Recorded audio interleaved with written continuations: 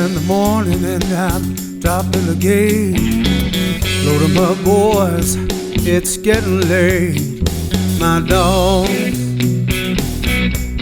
I'm running with my dogs. I've got a black lab bloodhound, a mountain cur, any kind of game, feather or fur. I got my dogs, and I'm running with my dogs. Well, first light, midnight, it's all the same. Me and the dog, we're after the game. Wetlands, uplands, mountain views, we get to choose. Oh yeah.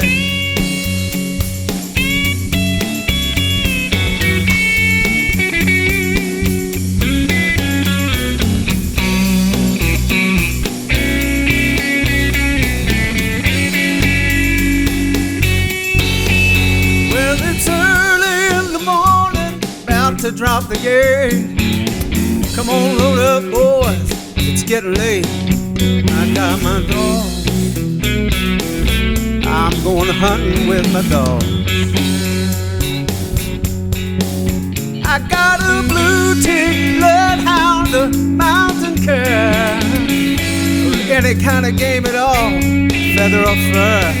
I got a dog, and I'm going hunting with my dog. Well, if it's first light, midnight, it's all the same. Me and the dogs, we're gonna go get us some game. So wetlands, the uplands, or just some mountain views, you know we get to choose. Yeah, yeah, yeah. My dogs, I'm hunting with my dogs.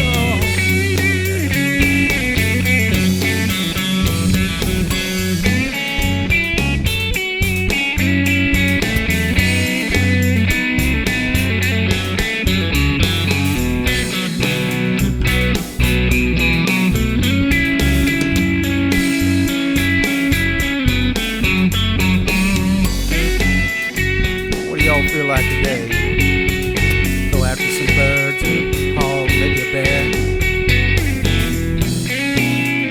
Don't matter at all, as long as I'm with my dogs.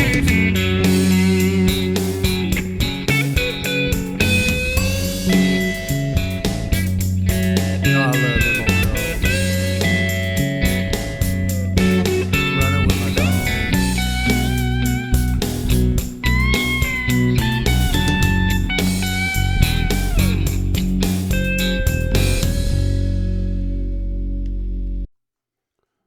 Well, there was a throwback from the past. And thanks to my buddy Dave Hoops for telling me to listen to a song that I didn't think was so good. And I said, I wrote a better song than that. And now that I listen to it, yeah, I was just starting out in the podcast world. And I thought, I'm going to write a song and find a guy that can do it. I did. Michael Daggett. He was nice enough to do it for me. But anyway, I'll go back to the regular intro music next week. But I thought some of you older listeners might get a kick out of that. Just like you get a kick out of using OnX, our title sponsor, who brings you this show in a, what would I call it, a mega portion. Well, it's just like their mapping system. There's nothing like OnX for hunting, fishing, kayaking, golfing. I don't actually think any golfers use it, but who cares? You know what it is. You know where you stand, and you can find out where my spots are if you ever grab my phone. You could also come over here and see a complete display of gunner kennels. I just had my old buddy Jeff Peterman over here the other day, and he took Zara home. He said, Ron, I want to get back into bird dogs. And I said, you know what? Poor Zara, she's been sitting on the bench, and then she got knocked up by Tagus last November. And you know what? Go have some fun with her. So my old bird hunting buddy, who was actually on the first ever episode, January 4th or 5th, 2015. Yeah, it'll be 10 years. I'm going to have Jeff back on in January for our 10-year anniversary episode. Jeff is a houndsman by trade. Well, he's an electrician by trade. But he said he's getting too old and too fat to be doing this hound stuff. He wants to get back into the bird dogs. And it was great to reconnect with him. And he went through the garage. He goes like, well, how many of these gunner kennels do you have? I'm like, a few.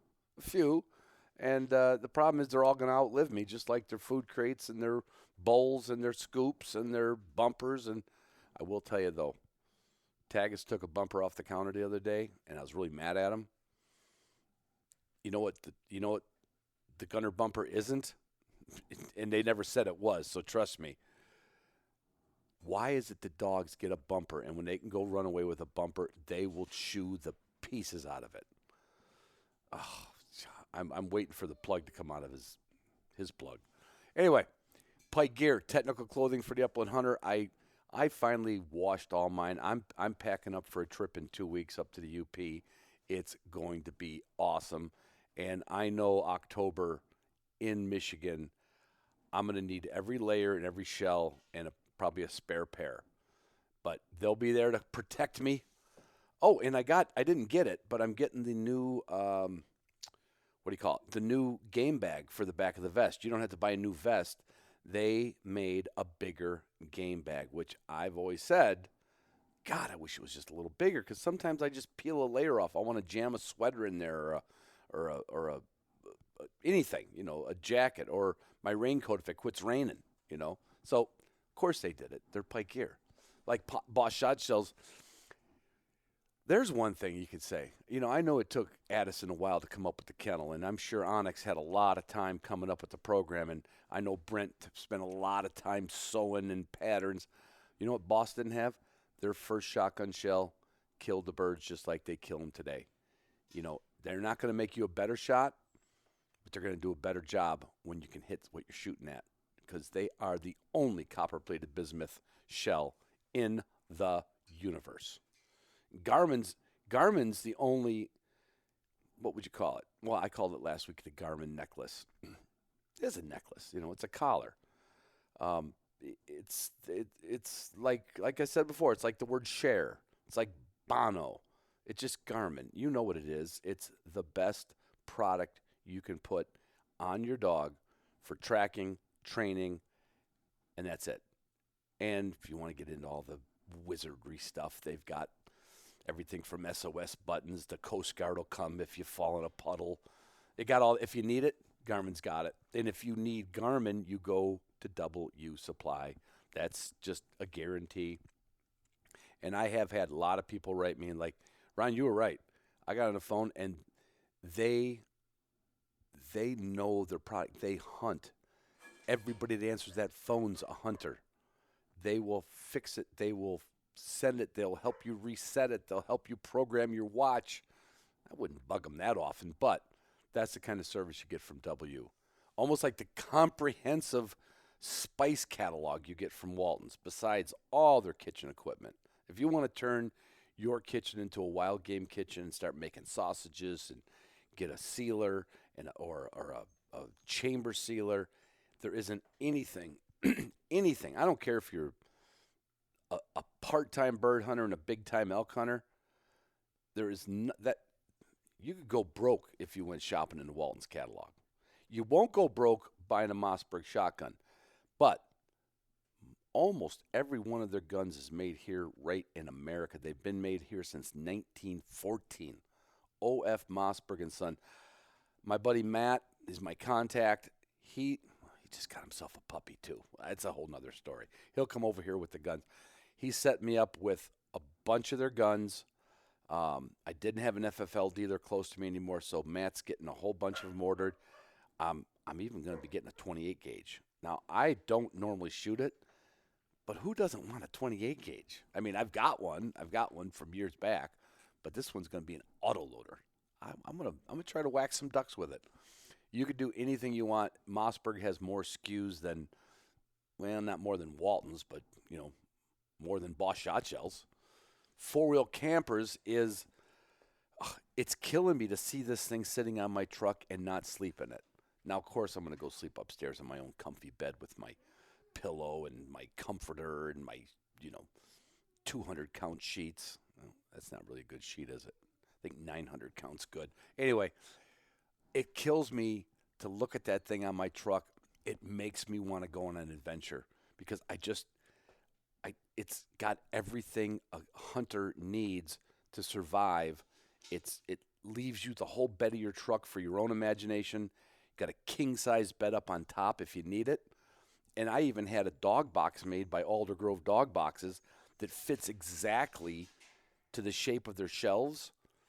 I don't even have to pop the top up on this thing. You know what? My wife's in Florida. I might just go sleep in it tonight. I don't know. I don't know why. Kind of like when I was a kid, I'd say, Mom, can I sleep in a pup tent in the backyard? I don't know why. It's kind of like being on an adventure. Canine athlete, wilderness athlete, they take care of us and our dogs. They give us that little edge. I just finished up a whole pack of Hero. I don't know if you ever saw the Hero stuff. It's like a little portable shaker bottle. Now, I like to dilute it in a big, well, actually, be honest with you, I use the Hunting Dog Podcast H2Go 32-ounce Nalgene type bottle. It says I'm feeling spry on it, but that's because me. But I just went through this whole box of Hero in the last week. That stuff, it's got me. I'm telling you what, it straightened you right up. It straightened you right up if you had a rough night. It straightened you right up if you have a rough day ahead of you. I love that Hero stuff. Look it up. Go online. Go to Canine Athlete, and go to Wilderness Athlete. Get something for your dog. Get something for you. And when you get done doing that, go to Gumleaf USA and see if Jack has got any more boots, because I know I hate to be that guy that says, "Ooh, supplies are limited." Well, of course supplies are limited. I mean, it was a monumental effort just to get Gumleaf boots back here in the States from Europe, but Jack did it. Don't dilly, don't dally. They may not be here in November, and if you got some hunting to do, especially in a wet fall, you don't want to go without your Gumleaf boots. That's like not feeding your dog Purina Pro Plan. It's just a bad idea, right? I mean, there is no other company in the world that makes as many kinds of dog foods for as many kinds of dogs, with as many researchers, with as many biologists and chemists and nutritionists, and I mean, it's and they give back to the conservation world. Like, show me your dog food that they gave $1 million to Pheasants Forever last year to buy a piece of property. Show me your dog food doing that, and then we can talk. And of course, there's Leinenkugel. I mean, I just had 1, 2, 3. No, there's 4 bottles there. I just had 4 bottles of Oktoberfest, and it's October. I mean, it's like heaven. It's like heaven. And these podcasts are coming to you from what we're going to call the Leinie Lodge East, because there's an actual Leinie Lodge in Wisconsin. You can go and drink there. You can try all their experimental beers, their seasonal beers. You could do that, or eventually you can come over to my place. Now I have a giant Leinenkugel refrigerator, and anything that's in seasonal will be in there. And you're welcome to come over and have a drink with me. We might do a podcast. Leinie Lodge East. Thank you, Leinenkugels. I love the fact that all I need now is a cigar sponsor, and that is it. I wouldn't have to go anywhere. I love it. Is your dog, I don't know how your dog's doing this year, but if you're having issues, if you're having problems, or if you're getting a new dog, please look at the Upland Institute. I don't want to say I'm tired of filtering emails, because that's what I do for a living. People ask me this, they ask me this, they ask me that. And I'm like, oh. I said, did you get the Upland Institute? No, I've been wanting to do it. I'm like, just do it. All your questions will be answered for dog training. And I'm not talking about getting your dog ready for a test or a trial. I'm talking about a program made for hunting dogs and hunting wild birds. That's what Upland Institute's about. And the only thing that you could do to improve your knowledge of the dog world, is to go to BehindTheDogFilms.com, and you can watch our latest episode, or you can go to our YouTube channel. Okay, go to the Hunting Dog Podcast YouTube channel, and what happens is older episodes are going to be put up there in segments. But if you want the latest and the greatest episode, you go to behindadogfilms.com and you can buy the whole thing and watch it for an hour, or you can piece it together later on if you're one of those cheap bastards. But I know, you know who's not cheap bastards? My Patreon patrons. They are the lifeblood of this show. And as much as all my sponsors can come and can go, and that's how things go in the advertising world, my Patreon patrons have been there for me for, what now, 6 years, 7 years, maybe? And this show that you're listening to would not be possible without, oh my God, I'm just looking at my voice peaking on this thing. And I think I had this completely turned down. Oh, crap. Anyway, my Patreon patrons, they are the lifeblood of this podcast, and they get discounts on some of our products that are available. When they do have discounts, they get put in there for giveaways. They come to the Zoom room. We had about a month lag there without a Zoom room because of my trip, but it was great to reconnect with all my Zoom room people. And this episode is with one of my patrons, and it's Lori Card, and Lori's putting on Women of the Wing. It's going to be a women, ladies, whatever you want to call it. It's a women-only, completely immersive day in the uplands, from shotgun shooting to shotgun cleaning to bird hunting to wing shooting to lessons, cleaning, cooking your birds, gear. And I just found out that Matt from Mossberg will probably be there with all kinds of guns to look at and shake your hands at and try them out on the gun range. So look for that. That's going to be just listen to the episode. It's all on there. Lori's on there. She's a great gal. She's a friend of mine. She's my dance partner whenever there's an event. I can count on her being there. And I'd love to see you, the women listeners, or the wives, daughters, girlfriends, aunts, and grandmas of my listeners come to this event and make it the biggest women's event in Michigan. That would be great because I love you guys and I love you girls, but I love you girls more. All right, Lori, you heard the announcement. Recording is in progress. Yes. That means you have to dial it back a little bit, watch your language, because you sometimes swear like a sailor. Hey, everybody, I am talking with Lori Card. I've known Lori now for, 4 or 5 years, from some RGS events, from some every kind of event. But there is an event that Lori's putting together, and I wanted to get this message out. Now, I'm sure not everybody in the country can attend because it's going to have a limited participation, but we're hoping to suck in a lot of Michigan, maybe Indiana, Ohio, who knows, right? Exactly. Lori, take it away. So the event is going to be Women of the Wing with Second Chance Bird Dogs and Wildcard Outdoor Adventures. We want to get women together and do an event that hasn't been done before. So the ladies are going to get to do, it's going to be an event put on for women by women. There's going to be some 5-stand trap shooting, some know your shotgun and how to clean it, some pheasant hunting, lunch with a cooking demo, learn how to clean your birds. Then we're going to go into doing some seminars, and we're going to have some vendors there as well. So we're going to do some sip, shop, and seminars after lunch where the ladies can get informational seminars and then have fun shopping and getting some cool things for themselves, or just literature from other ladies that are there with different NRA, two-way rights, things along that line. Okay. Now you said ladies. Now, my closer is, I love you guys. I love you girls. Uh-huh. And I'm told that girls is indicative of young girls. But when you say it's a ladies event, what's the age range, Lori? I goodness, we really never set an age range. It's for all age levels, all experience levels, but I would think that maybe even 12 if the moms bring their girls, something along that line, and Old go enough, from there with it. old enough to want to learn to handle a gun and learn to handle a bird. But Exactly.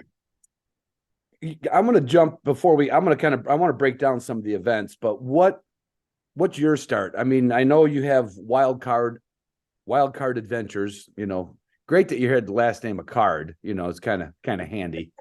Yeah. You are a bit of a card. But give us your start, like whether it's bullfrog gigging when you were a kid and got in trouble, or breaking windows. What were you doing? Where'd you start?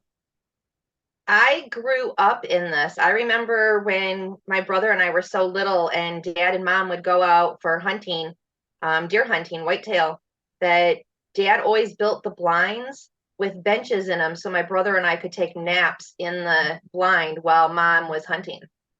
So we were still nap time. So I'm going to say 3, 4, and grew up hunting in this forever. So My you really didn't. You weren't like one of the kids who wanted to go and couldn't go. You were the ones that were just taken with. Mhm. Yeah. We were brought up in it. Grandpa had the cabin on 80 acres. So it was just it was like a big tradition. Every hunting season, turkey season, whatever it was, we were always out at grandpa's property, and grandpa and uncles and everybody, they owned all the connecting property. There was hundreds of acres. And we, as the kids, nieces, nephews, my cousins, we all grew up out there. That's where we were. It was, you never knew where we were. It was always you'd have to travel the roads to go see whose property we were on or what trouble we were getting into. But But was this remote enough to where you didn't have was your best friend your brother, or did you have some, girlfriends that were like running around the woods with you, or were you just the tomboy? a little bit of both. There were my girl cousins. There were some other girlfriends that would come out with us, but it was mostly the boys that were out there, and then I was there, and I was always kind of like one of the boys. I didn't care about if I got dirty or not. It was, let's have fun and be outside and just live life. And going forward now, I see, you've probably heard me on a few Zoom rooms under the influence of a wonderful cold beverage. I'm like the guy who would never bring a kid into the woods. And I've got 3 daughters. 2 of them buy hunting license every year. One of them went to North Dakota with me this year. But when they were 3 or 4, the last thing I wanted to do was to trek them out into the woods. And I kind of thought this was, I see almost, I don't want to say everybody doing it, but you see it on Instagram, right? Kids got earphones on, sitting in a backpack, and mom or dad is trying to get a day of hunting in. And I'm like, who would do that? But apparently your parents did it. Yep. So I can't blame this generationally, can I? No. There must have been more of them than I thought, because growing up where I grew up in Chicago, we just wanted to hang out. Like, we had a cemetery. That was our wilderness. It was about 3/4 of a square mile, 2 cemeteries. So we had railroad tracks and some prairies and some undeveloped. So we were just out doing what kids do, picking up snakes and, killing gophers. But we didn't have anybody like in that neighborhood that would have, even been something like, ooh, we didn't know a hunter. We somehow became it. So it was foreign to me when somebody goes, oh, I'm bringing my kids with me. And I'm like, man, you go to work all week and you want to bring your kids out in the woods? Why wouldn't you? That's the reason I don't have an excuse, but I guess it was just the way I grew up. It's like when I was old enough to do it or old enough to ask for it, then I could do it. As opposed to like, okay, we're going to start doing. Oh, it was almost like teaching you kids, how to tie knots and how to do swim lessons, right? It was just natural. Like, Right. you were going to learn to hunt. But did you start early, like on your own, or was that more of a teenage thing? Even later than that. I did hunter safety, did all the things I was supposed to do. But when it came time to actually hunt, holding a gun for me felt wrong. It just felt weird, and I couldn't figure out what it was, and I just wasn't comfortable holding it. There was, and I couldn't describe what was wrong with it. So I just didn't do it because to me, I didn't want to wound an animal and not have a clean shot on the animal. So I chose not to do it. And then when I got with my husband, we realized I was right-handed but left eye dominant. Oh, So now I shoot left-handed and absolutely fine with it. so that great mentor, mom and dad, didn't know how to figure that out. Well, are they still alive? Mom is, dad is not. And I asked dad about that because I did a lot of things apparently left-handed. And dad said that when I was little and started to write, I was putting, which is funny because every one of my dad's families has one kid that's a lefty. Mm-hmm. And dad said I was starting to put the pencil in my left hand, and he kept changing it and putting it in my right. Well, that explains a lot. That's like going to Catholic school. Yeah. Yeah, that's So, not good. so I'm a little ambidextrous with what I can do, and that would explain a lot of it. So you got an early exposure and basically a lifestyle, but you really didn't participate until you had an adult comfort level, basically. Correct. I was still out there and I was still supporting it. I still raised my kids. My son does it very avidly. My daughter, not so much, but she'll take her kids fishing. So she's got the fishing end of it. My son, he's hunting, fishing, everything. And he has his daughter right out there with him. She was 3 the first time we took her out on a hunt, and Papa carried her through the ranch the whole time while we were hunting, and she fell asleep and took a nap in his arms. Aw, that's where everybody says aw. Uh-huh. And I'll go back to my argument. I always think and I've seen some people. I don't know if it's as dangerous as it looks. I picture putting a 3-year-old in a backpack and actually going hunting. If something went wrong, what's the 3-year-old going to do? You know what I mean?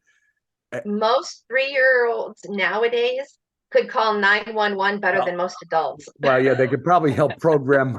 They could probably use Onyx on their parents' phone. There's a point to that. You're right. Oakley, my granddaughter, when she's out ice fishing with her dad, she knows how to run it. And she'll say, Dad, I don't have any more fish. I need another hole. Yep. And she's been doing that since she was probably 4 or 5. Wow. So when did you get into the dog world?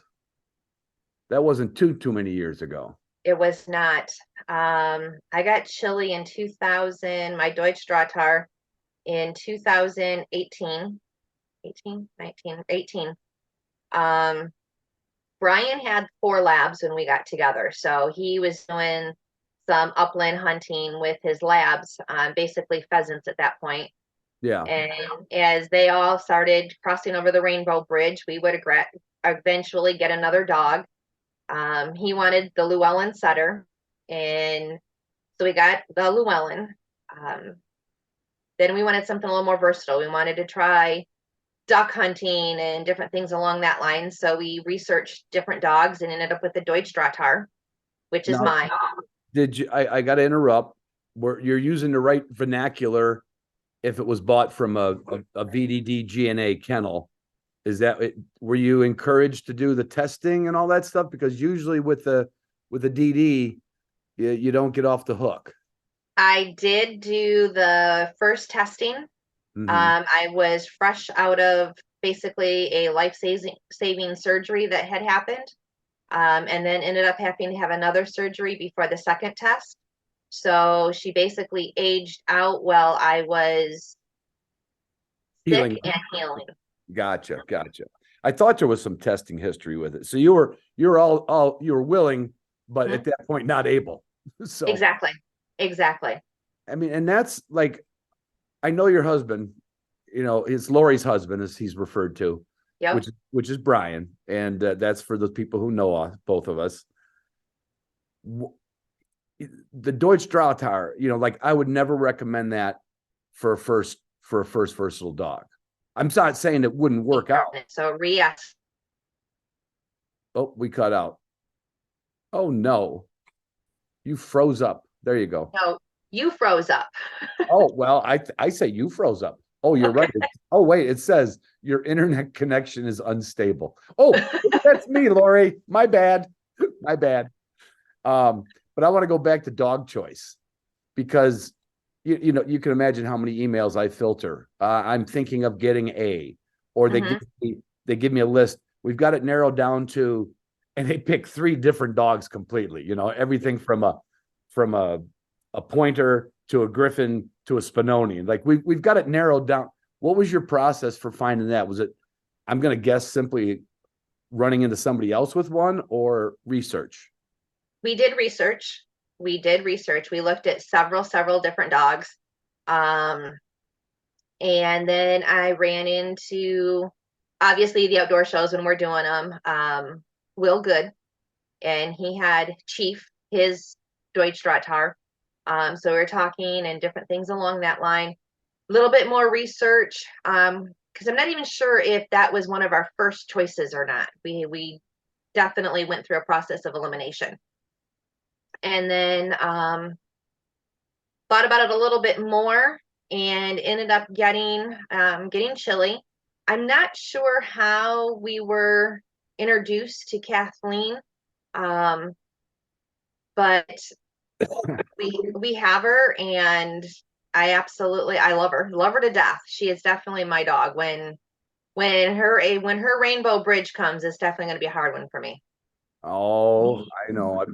I've been there so many times. I think I built the bridge for the rest of you guys. It's, what I always tell everybody is, as long as you have a couple other dogs that need your attention, it's a whole lot easier. When you only have one dog, which I know you don't have only one dog, you kind of jumped in with both feet in the concrete and it dried. your ankles are shackled by dogs right now, but we get into that later. But did you say you got a setter first? We did. And was Chili good with the setter? Did everybody get along? Yep. Well, what we did is, again, research. We made sure that we introduced all the dogs off of home territory. And this way, when they came back, it was like, okay, we've already met. We're cool. We're good. And didn't have any issues.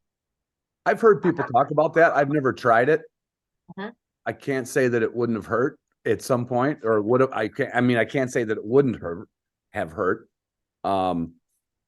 Would you say that's the way to do it, or would you say maybe you have 2 dogs that just liked each other? You know what I mean? I would say that's the way to do it. When we rescued Vader, the German wire hair, we did a foster first and thought, oh, we could just bring him home. The dogs will be fine. We only had the 2 dogs, Chili and Buddy, at the time. Right. And we did not do that. And there was one time that Brian and I both had to pull our dogs off of Vader because they were like, nope, you don't belong here. Now they get along great. But then when we rescued the 4th dog, another German wire hair, which was a friend of mine, and I knew that breeder as well. I actually put her in contact with them. And she's like, I can't do it. I have cats. He wants to kill my cat. I'm gone too much. I'm not able to give him the attention that he needs. We ended up with him, and we took him off premises and introduced all of them and brought him back, and we didn't have any issues. God, you might, I'm not saying you might be onto something, because obviously somebody kind of guided you to do that. Mm-hmm. And and people have even wrote to me, like, I'm bringing home a new pup. Is it a problem with my older dog? And I always just say, don't let the pup get too aggressive. And, but I've never said to introduce. I might have to put that in my long-term suggestion box. I highly recommend it. So besides the fact that you're employed, your husband's employed, now you're up to 4 dogs. You got 2 rescue wire hairs, which everybody knows are originally Drottars, and you still got the setter. Correct. So what's the hunting look like? Or are any of them rescue only because there's a problem? I mean, are they all getting their time? Oh, they all get their time. Vader is very famous in the Pheasants Forever world.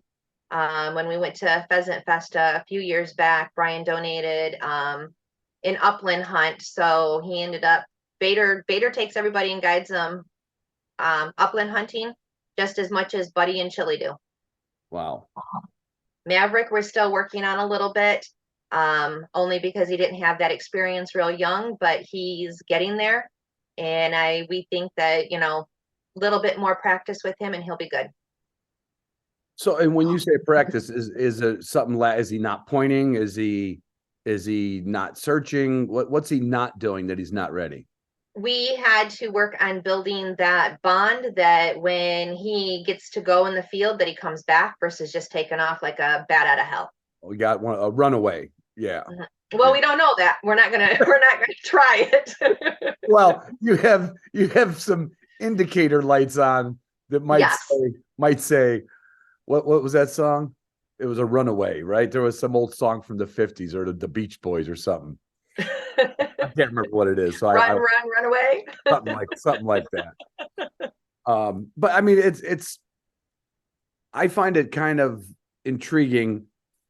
I'm going to say, for not a lot of dog background, that you're kind of doing, I know I'm not trying to blow any, smoke up your skirt, but you're kind of doing things right where so many people don't.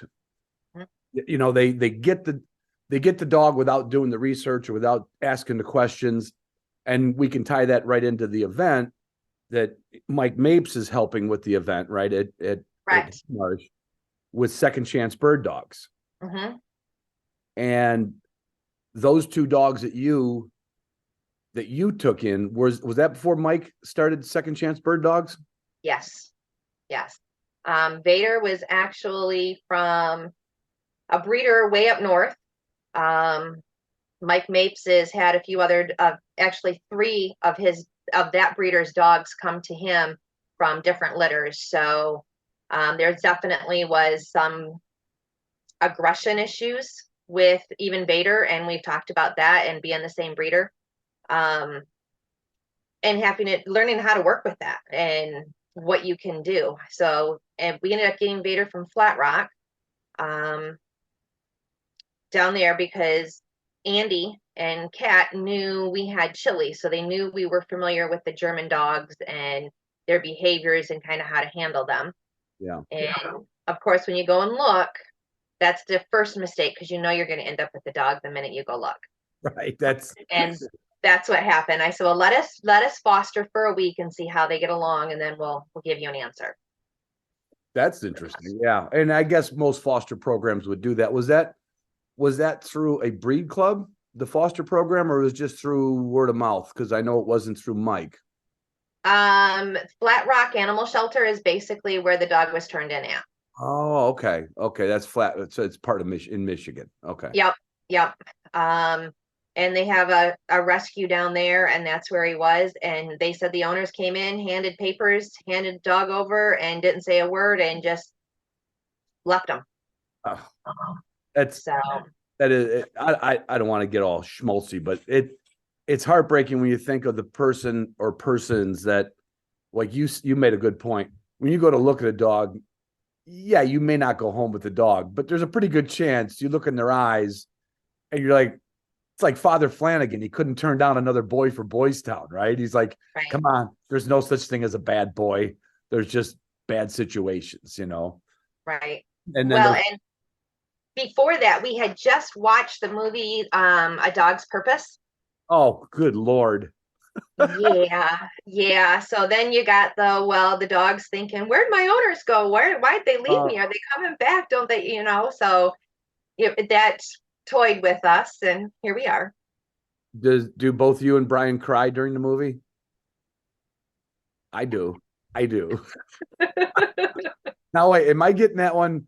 Is that the one where he comes back to his owner again and it's like his right on in his sixth life It's or the something? Yeah, it's the puppy and the little boy, and then the boy Right, goes to college, and right, the whole right. dog Yeah. process. Yep. Oh, that movie. I probably there's about 5 spots where I cry in that one, but then at the end when he knows it's Buddy, oh man, wow. But then you just bawl because it's I like know the whole. you're bawling because you're so happy. They're back together again. Oh my God, that's what I want for my dog. Yep. I got a little tear right now. Yeah. Um, so your dog history is new, but it's pretty steep already. Um, hmm let me jump back. Well, where do you go? Like, do you guys mostly hunt around Michigan just because of vacation schedules and stuff, or Yeah, do you yeah. do your own wild card adventures? We do wild card adventures. They're usually pretty much in Michigan. We go over to a couple different preserves and we'll run dogs and practice with them. And we aren't too far from the trial areas here, so we'll run the dogs there as well. And just get them out and just run them. And so did that kind of is that how this the event? What are we calling the women of the wing? Is that what we're Women calling of the wing. women of the wing? So when you do these other, let's say, wild card adventures, where you're just like guiding for one person or a family, or what what what made the leap to all of a sudden, or have you been doing events like this in different, you know, venues? I have been doing Wildcard Outdoor Adventures events since 2014. And it started out with just a couple ladies that wanted to go out and learn if it was fishing or hunting, if they were even going to like hunting. And they've had bad experiences. I myself have gone into stores before and people have looked at me and said, is there something I can help you with, or should I ask your husband? Well, Um, that's gotta knowing you, Lori, that's gotta gall you a little bit, doesn't it? um, well, that time when that happened, I didn't know if I heard the guy correctly. And I said, excuse me, what did you say? And he repeated it again. And I said, first off, and at this point in time, I was shooting competition archery and very involved in the outdoors. Mhm. And I said, I could probably pick up any bow in this place right now and outshoot you. For you to assume that because I'm a woman, I don't know what I'm in here looking for.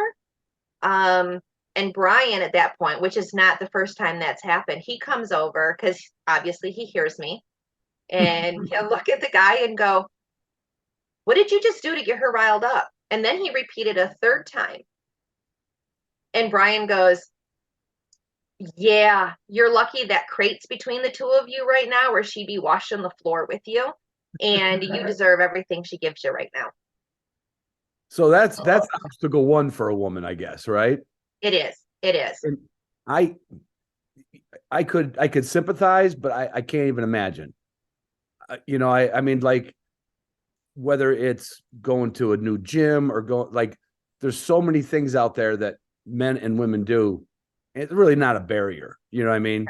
Maybe some bodybuilding gym and you're starting out at the bottom, but I mean, to go to a sporting goods store and feel like, oh, are you here with the kids? And did you come in because your husband didn't come out and you're looking for Right. your husband? Right. Right. Or hmm wants to say, sorry, ma'am, I haven't seen your husband in an hour. That Right. that that would gall me. That would gall me. There's been another time. Again, I research. I'm a teacher, so I research all of my equipment, all of our stuff. And there was another time it was just a local store here again. And I walk in and it was during the holiday time. So I drew my ticket and I waited in line. And there were probably 5 or 6 people in front of me. They go through their thing and I'm standing there just waiting. Mm-hmm. And it gets to me. they don't switch the number over. Yeah. They took care of all the guys that were present and then figured there was no one else waiting. Instead of flipping the number one more time to see, Like and another guy walks right up to the counter, and the other guy that's seen me standing right there still waits on this other guy. And I walk over and I go, "Excuse me, did you happen to grab a ticket? Do you have a number?" And he goes, "No, I didn't know we needed one." And I went, "Yeah, I'm sorry." I said, "And this gentleman here knows that I've been standing here waiting, but apparently because I'm a woman, he doesn't have to answer my questions." Ooh. Ooh. And the other guy goes, "I'm so sorry, I didn't know you were waiting." I said, "No, it's not your fault. I'm just letting you know so that this guy behind the counter here working knows that I've been standing here patiently waiting." And obviously he thinks that I'm going to be a pain in his ass to work with. Oh, now I understand that hard edge of Lori that I've met back in the day. Yeah. Yes. You got kicked around a little bit. Well, it's called respect. Yeah. No, It's lost anymore. I mean, if somebody's standing there, acknowledge them. "Hi, can I help you? Is there something that you need?" Hi, just say hi even. Yeah. Respect. And I said, "You know what? I hope you're not paid off of commission because this is going to be the easiest sale of your day. And I went right over to the counter because they were both on the counter in the display cases. I said, "I want this and I want this." And I said, "Now, is it that hard for you to wait on me?" Oh. So was that kind of like a bit of the catalyst for putting some early events on for Wild Card? It was because ladies wanted somebody to go with them. They didn't know how to handle some of that. I mean, we're not all tough skinned or thick skinned, and we don't know how, some people don't know how to approach it or how to ask questions. And if they ask questions and they don't get an answer, they're shunned or they're made to feel stupid or ignorant. Then why would you continue to do something like that? So we started out with just an education base on letting women know what they needed, how to get into it, and taking them out and showing them. The first event that we did the big event was 2014 was the first rabbit hunt, and I was sick then.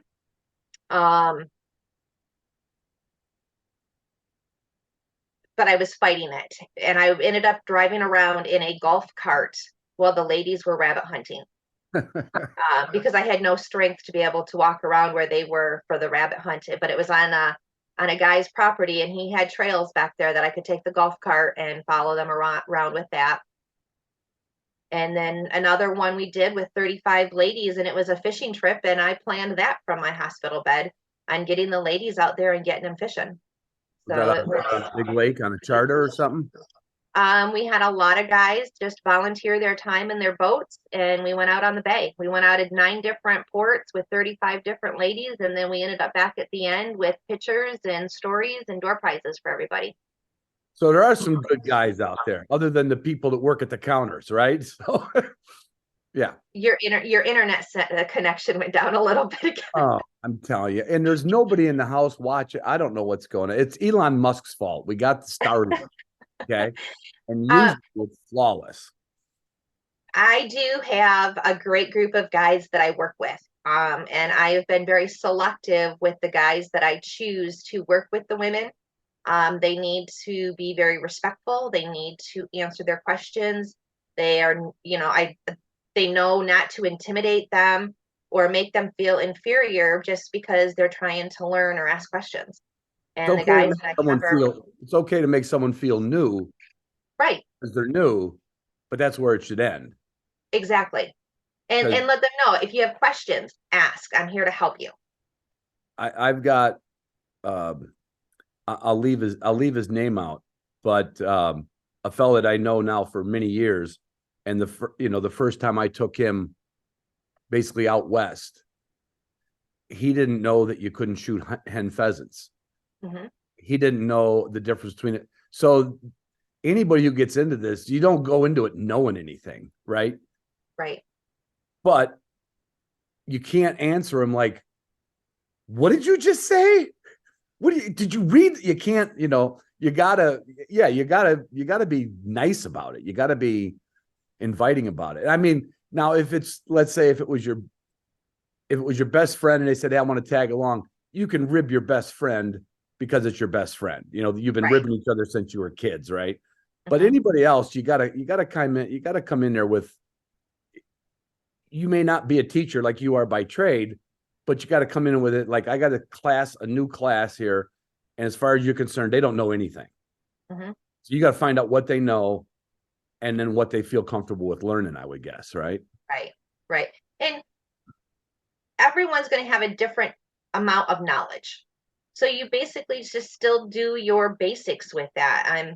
For my ladies grouse hunt that I have here next weekend, I put together what to wear for clothing, what to have, gloves and pants and your vest and the extra water, your eye protection, a 12 gauge, 20 gauge, whatever you're going to shoot, and then what your shot size, because most people don't know this. They don't know that there's a difference in shot size and what gun to use to shoot what type of animal. So you have to, and some of them don't even know what a grouse looks like, or maybe they know what a grouse looks like, but not a woodcock. So I kind of put pictures together so they know. And I have a confession. My first hunt in Michigan, coming from Illinois, was with grouse. It was my friend Jeff Peterman, who actually did the very first episode of this podcast in January 2015. Tagus, quit. He's over there digging at his cot. Hate when he does that. So I meet Jeff. I met him at a job site, and through an electrician I was talking to, he was also an electrician. We're taking a break, and I was telling him that I was I pheasant hunted in Illinois quite a bit, but really it was all on state property. it was a program that Michigan used to have one similar. So only thing I knew was pheasants. But the fact that I was I had a shotgun and I was interested, I met this guy, Jeff, and he said, well, let's go hunting Saturday. So I was in those shoes once upon a time, because he said, just make sure you bring hip boots. I literally was afraid to ask him. I did not own a pair of hip boots. I never heard the terminology hip boot. And being sarcastic, I'm thinking, well, what's the coolest pair of boots I have? Because that must be hip. I mean, I might as well have used that strategy, because I felt, and here's we're talking about women and getting women into the outdoors. Here's a guy who's not afraid to talk to anybody. I was afraid to ask him what a hip boot was. And I showed up at a gas station. I followed him and another electrician named Wally to one of my favorite spots I still hunt today. Not many birds around, but it's got a creek that meanders through it. And I mean, it really meanders. 1 minute you're facing the creek, the next minute it appears you're on the other side of it. Those really twisty creeks. And we had to keep going across the creek, and Wally and Jeff had to carry me like firemen with their hip boots on, because I was too afraid to ask, what's a hip boot? Okay. So, but you looked cool in the woods, right? I thought I should just be the coolest looking pair of boots. I'm surprised I didn't bring a pair of cowboy boots, thinking, well, those are pretty hip, because it wasn't too long after, Saturday Night Live and the urban cowboy days. But so I remember that level of being a little intimidated to ask, and I wanted to go. Like, you got people that want to go with you and do something, but it's amazing that they don't want to put their hand up and say, could you repeat that? A hip boot. What's a hip boot? And now I have problems when I ask people on a trip, did you fill out your hip? Your migratory. Yep. Now we're back to that again. But I can really sympathize with somebody who's, other than that, I think, I read things in magazines and watched other people, and I just kind of looked and see what they had. I'm like, oh, I guess I'm going to need that. But I remember that feeling of like, oh, someone's willing to help me, and I'm not feeling confident enough to tell them that I don't know what a pair of hip boots is, So I get it. And then you could probably multiply that in being an old school guy, and you know me pretty well. It's always the field's always been dominated by men. I don't want to say dominated. geographic. Well, no, what's the word I'm looking for? Demographically, Mhm. it's been, you know, you said your mom and dad both hunted. That's rare. That nowadays it's not so rare, but it was rare back in even when you were born. You're younger than I am, but you're still not, you know, you're not 22 years old. You know, Correct. you're Correct. you're a grandma. You're Yeah. I know that for a fact because you mentioned your granddaughter. Um, Uh-huh. so yeah, I think that's really cool that people have a place to go, and I almost wonder like, well, are there young boys out there that are looking for the same advice, and are there guys doing this for young men? I'm not trying to fly that flag, but Well, that's the beauty of Wild Card Outdoor Adventures. I was a single mom. I have a son and a daughter. There are a lot of split homes anymore. mm, There are moms that have boys. So Wild Card Outdoor Adventures is for women and children, not just women and girls. gotcha. So moms can bring their boys with them. And most boys might still want to come till they're 15 or 16 years old, and it's not cool to hang with mom and girls anymore. Yeah. Um, but it gives mom that experience with that son to still be able to go hunting or go fishing or whatever it is that we're doing. Yeah. I had dad that wanted his son to experience hunting, and he didn't really hunt, but his family did. And he brought his son to me, and he still tagged along being his father. And the kid, we went and just shot a feeder hog, which is one of my basic hunts that I do for women, because this way, if they're not sure if it's going to be something they enjoy or not, it's pork that they would be basically buying from a store. So when Yeah. they have it butchered, it's not that gamey meat they might not like. So they're still filling their freezer and field to fork and seeing if hunting is something that they would be interested to pursue further. Right. As opposed to the beautiful eyes of a of a 2-year-old buck still looking at you. Yeah, yeah. Where do you find? Do you have to go out of state for that, or is there places in Michigan that have that? There is a place in Michigan that I've worked with over in Howard City, and he will bring in feeder hogs for me. And he basically lets me have run of the property with he's got some other animals in there too, so you just sort of stay away from them. Yeah. Um, but he'll let me guide the ladies with the hogs, and we've gone, and I actually have got my Jacob's ram there. Um, and it's funny because Brent, he'll say, if an animal comes up to Lori and she starts petting it, don't try it because not everybody can do that. She's like some type of animal whisperer. Um, when I shot my Jacob's ram, he's like, "You're not going to get any closer than 45 yards to this ram to shoot it." When I was doing it with my bow and arrow. So he's got exotics on the property. Correct. Yeah. And so that to me was a challenge. You said no more than 45 yards. Well, now let's see how close I can get. And he was coming around the corner with the quad, and he stopped when he saw me, and he goes, "I knew that if I said 45 yards, you'd have to see how close you could get." He says, "You were probably about 7 yards away." What were you doing? Stalking in on a thing? Mhm. Yep. Yep. That's my favorite spot and stalk with my bow and arrow. I know you've been wanting to go bear, or you did go bear hunting, but you didn't get a bear. You're chomping at the bit for a bear, aren't you? I am. I did bear hunting. I had a friend of mine that has a guide service in the UP, and I went up with him hunting. And yet I had another friend that had property in the UP as well. So I kind of had two baits going. Um, and then that week that I was up there hunting, I took over the bait that my other friend had for me and was baiting that, and then still going with the friend that was setting me up in spots. And the last day, the weather wasn't quite, the winds weren't quite right where my friend that I was going out with um, had a spot for me. So I said, well, I was going to eventually go home. And then they're like, no, why don't you stay and go sit in your own spot that you've been baiting? So I went out and sat there. It was set up for a right-handed shot. Obviously, I'm left-handed. So I had to have a gun with me because I couldn't draw my bow back. And I was in my tree stand about 15 minutes, and here comes a bear. And the adrenaline was there. I was shaking the whole thing. And I was only about 18 yards away from that bear, from the tree to the spot. And you're just thinking it's there, and put everything right on the crosshairs, where you're supposed to be shooting for that bear, your vitals.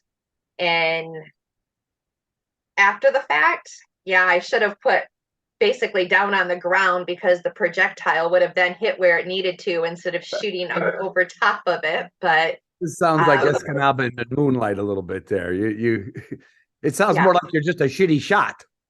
Well, you know what? That day I would say probably I was, but it was still successful for me, because it was I'm a woman. I baited a spot that someone else had helped me with for a week on my own. Right, right. And I had success of a bear coming in while I was in that tree stand. And a tree stand for me was not something I was comfortable with until about 2 years ago, when I did a whitetail hunt in Ohio, and had to sit in a tree stand 20 foot in the air for 5 days, twice a day. And that's called suck. mm-hmm. Yeah. If you're not used to tree, and I think I shot at one animal out of a tree stand once, and luckily somebody else finished it off for me. And that was a pig. But I'm not afraid of heights, like, whatsoever. Like, I could go up on the roof of my house and clean the chimney. I worked as a millwright. I could climb up a building I-beam when I was a kid with my Red Wing boots on. But you put me up in a tree when it's wiggling, I'm like, for some reason, I don't trust the tree. So I don't blame you there. I think that is the worst place to hunt from. And, people be like, oh, you wuss, Well, but mine was heights. I am not a heights person. Yeah. Roller coasters, none of that. I've always closed my eyes. I'm like, I don't want to know where I'm going if I have to do this. Right. And when that tree starts swinging and you can see the trees moving, right, it's very nauseating. Yeah, but you still did. You still did. I did it. I still did it. And this year we actually bought a ladder stand, and I will hunt out of a ladder stand this year. You just don't like to quit, do you? No. You just don't like to quit. Let's touch back a little more detail, because I'm hoping this will be a successful event. I'm sure it's going to be a successful event, but let's kind of talk about what you're looking for participation, and maybe break down a little events. And I will tell people that I'm going to get up there. I'm trying to get one or two of my daughters the two that live in Michigan, to come up. One of them has experience and the other one doesn't. I think I would say that Jessie might want to audit it. Just, she might not want to shoot. She loves to cook, but is that possible that somebody could just audit it and come up and see what it's like? Or do you got to have participation in it? I've always said, come and watch. If you're not sure, come and watch. I don't ever want to discourage anybody, because where are they going to learn from if they don't have an opportunity to watch? Right. If you're going to make them shoot a gun the first day, they might not be ready for that. Correct. Right. Correct. But if they see a lot of other women doing it and other ones afterwards going, oh my God, that was so cool, then next time they might want to do it. Right. And that's what it comes down to. You have to give them the experience at their own comfort level. Yeah. Everybody's comfort level is different, and only you know what your comfort level is. Right. So for the events, Lori, you said Mike is helping you put this on with some dog power, right? We're referring to Mike Mapes with Second Chance Dogs. I know he lives in the vicinity of Haymarsh, right? I can't remember where. But so kind of draw it out, like a person could come and do what in a little more breakdown fashion. We are going to start with, dogs are barking, 5 stand trap shooting. So we're going to have half the ladies do 5 stand trap shooting. Okay. The other half of the ladies are going to be in learning how to clean their gun and know their gun. We've had a lot of ladies say, how do you clean it? What are you supposed to do? Right. So we're going to show them how to do that. Then we're going to go out and go pheasant hunting for a couple hours. And that would be for those who are comfortable doing that. Yep. Yep. And most of the guides are going to be women running their own dogs for the women. And then and when we come in, we're going to do some pictures and teach the ladies how to clean their birds. This way they can do that out in the field as well. After that, we're going to have lunch. During lunch, there's going to be a cooking demo going on where they'll get to taste some pheasant that's being cooked by Joe Swanky, Mr. Cook out on the trail for you for your upland hunts himself. So we are very lucky to have him joining us. And then we're going to go into seminars after lunch. And again, they're going to be by women. So we're going to have a lady dog breeder, a lady dog trainer who works with behaviors in dogs. Mm-hmm. We're going to have a lady vet talking about basic first aid for your dog in the field, as well as a couple other seminars. Cool. I might learn a thing or two. Maybe. Yeah, maybe. But like I said, I'll get up there. I'm not saying might do a podcast, but I kind of envision, I would love to catch some people, like say after lunch or after the event that would just like to say what they did, what they learned, first timers, maybe get, what did you like best about it? I would like to capture that, the feeling of the event, and to just do a podcast with you and I rehashing it. So hopefully we don't have everybody microphone shy up there. I know you're not microphone shy, but you might have to hand pick a few and say, hey, go over and tell Ron what you did today. So, because I'm sure there'll be some ladies that would love that opportunity. I know we put the teaser out and it really blew up big time. So hopefully by Monday, I'm doing a Google sheet so that they can fill it out for registration, so I can see everybody's experience level, so I can team people and groups accordingly, so that not everybody's all really advanced and they've been hunting before, or you have a whole group of newbies. I'd like to put them where there's a good combination, so they can help each other and work off of each other. Yeah. No, I think we have left something important out, and the best way to get a hold of you and to get a hold of this event, but the date too. Now, the date is November 11th. November 11th. November 11th. And that's a Saturday. So, yes. I mean, most people, aren't working. When can people start registering for it? I'm hoping, if all goes well this weekend, I will have it on my website on Monday. So it will go live, I'm hoping, Monday on the website at wildcardoutdoors.com. Wildcard Outdoors with an S. Mm-hmm.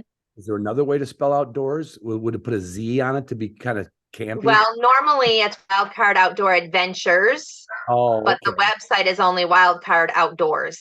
Okay. That's why the explanation. I was wondering. Yes. Because Wildcard Outdoor Adventures, but the website is Wildcard Outdoors. Okay. And people can get obviously more information about it, or not have to count on their memory from our podcast here, but they can kind of get a better feel for it. And I like the idea of what you said.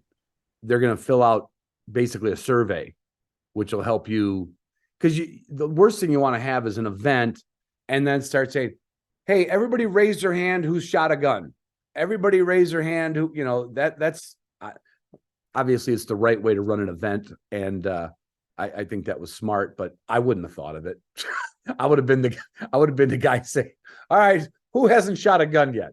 Okay. I would have been. Well, and again, as a teacher, the last thing you want to do is call somebody out who maybe doesn't have that experience, because who's going to raise their hand?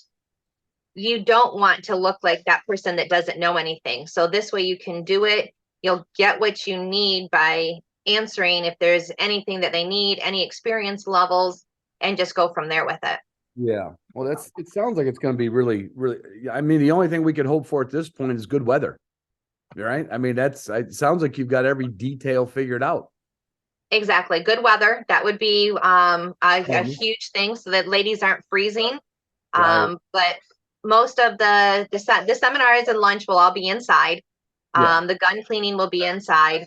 So we'll be outside hunting and trap shooting. So it'll be warmer, you'll be moving. So, but it's Yeah. Michigan. Dress for it.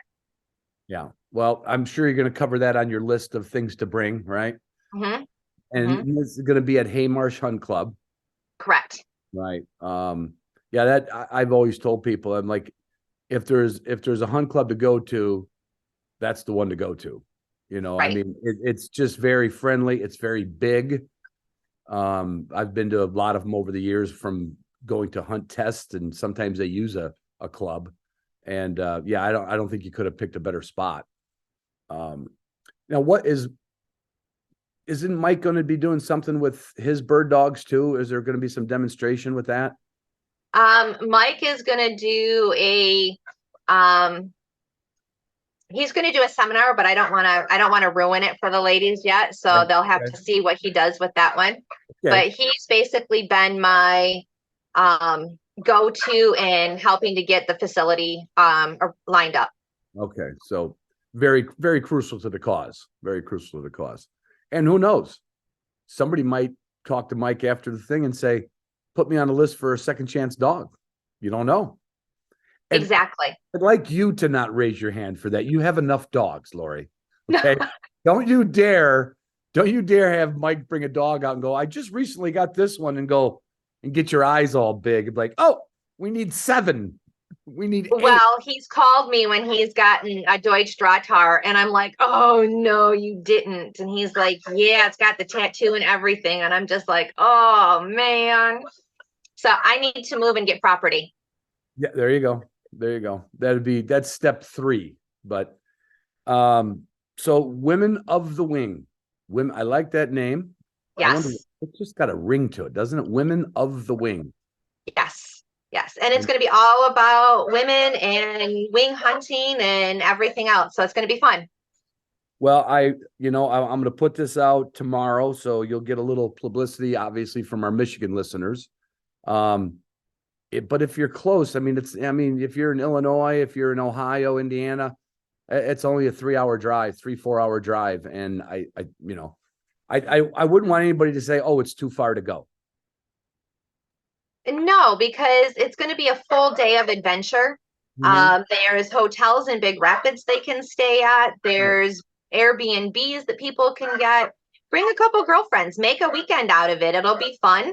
Yeah. And if you're a beginner, but you want to know or learn and ask questions, feel free, because it's for all experience levels.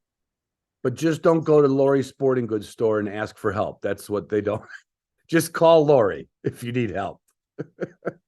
Correct. I'll be glad to go with anybody, anywhere, and help you get any equipment or ask any questions that you need to have answered. I'm more than glad to go with anybody, anytime. Could I go out on a limb and say you've volunteered that information to people over the years if they write to you, just for some, not event, but just some over the phone mentoring? I have. And go with them to the stores, whatever they need. I'll go with them. If they're looking for clothing, a lot of times when I do my seminars, I'll take all of my women's clothing, because that's one thing we don't have in the stores, is a lot of choices for women when it comes to clothing. So I'll bring my stuff too. Is there, and this is just an off the cuff question, is there, I want to say, brands of, you can get Wranglers, you can get Cool, KUHL, though that's I like that brand of pants. If the major manufacturers that, we're just going to say, for lack of a better term, most women have to start out with men's clothing in the hunting world, unless they really get dialed into it, right? Is there some stuff that you've suggested, like, go get a pair of this and that'll get you by? Is there some crossover outdoor clothes that could get somebody by without having to, start out with an Orvis? Nothing against Orvis, but yeah.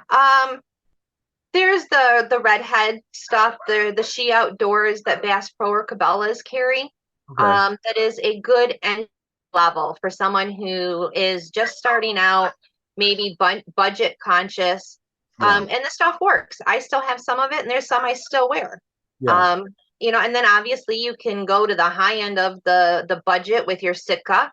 depending on what you wanted to do. I have some of that as well, but I would rather spend money on something that's not just clothes, but you definitely get what you pay for.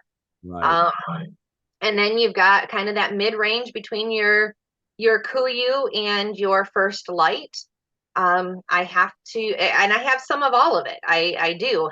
There's different things that I like about both all of the companies. First Light seems to be my go-to, and I pretty much have everything that they have available for the women and their line. Yeah. It fits, it's not bulky. I can walk in it without my pants falling down or being too long. So you got to find what fits you when you're shopping for your clothes. But to be clear, for this event, if you show up in a pair of tennis shoes and jeans and a sweater, You're fine. You're fine. You can get all those other questions answered later from Lori after you fall in love with shotguns, dogs, and cleaning and eating birds, right? Exactly. All right, Lori. Well, I probably won't. I might see you on a Zoom room before that, but we'll stay in touch, and I look forward to the event. And that's November 11th, November 11th. the Haymarsh Hunt Club. Yep. And it's Women of the Wing. Correct. I like it. All right. Well, thank you so much. I look forward to seeing you, and hopefully your daughters come too. I look forward to that more than you could imagine. I do. See, now you're taking them in the woods hunting. Yeah, they're old enough. Yeah, they're in their 30s. Of course, I'll take them now. Just not going to take them when they were 5. But I'll close it with, I used to come home with, like, say, pheasants or grouse, and they were just curious. They always wanted to see what Dad was doing. So, like, their start just came from, like, oh, cool, Dad's back. Oh, cool, let's tear the guts out of this thing and see what's in. So it came from kind of like a biology start.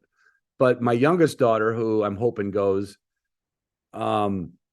she'd be the one that would be perfect for this. Like, I think it might open her eyes to something she didn't realize was there.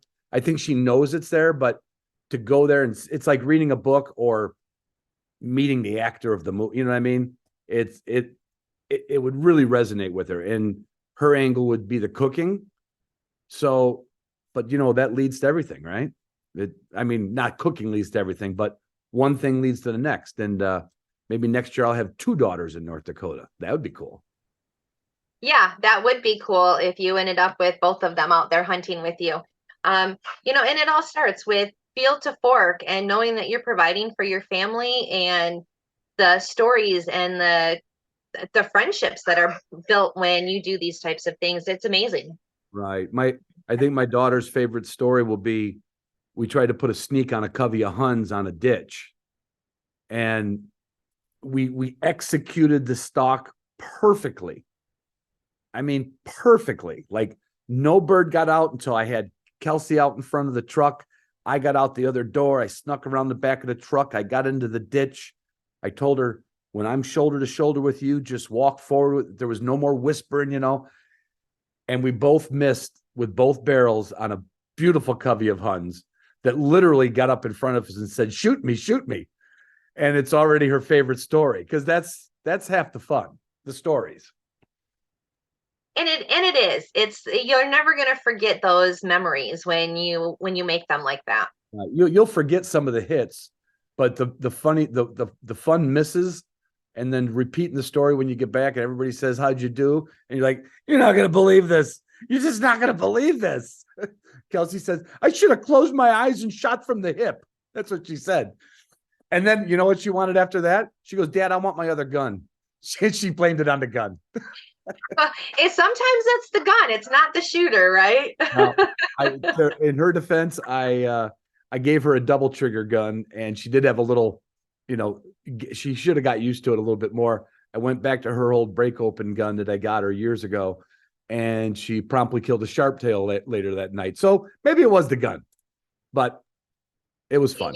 You're better with what you're experienced with, what you're comfortable with. If it's a gun you don't know, it's not the same. Right. Real quick, are you guys supplying guns? I mean, obviously people aren't having to bring their own guns. You have a kind of a We will have guns available. That's one of the questions on there, is if they're going to need a gun. Okay. So we will have guns available. We're going to have lunch completely provided.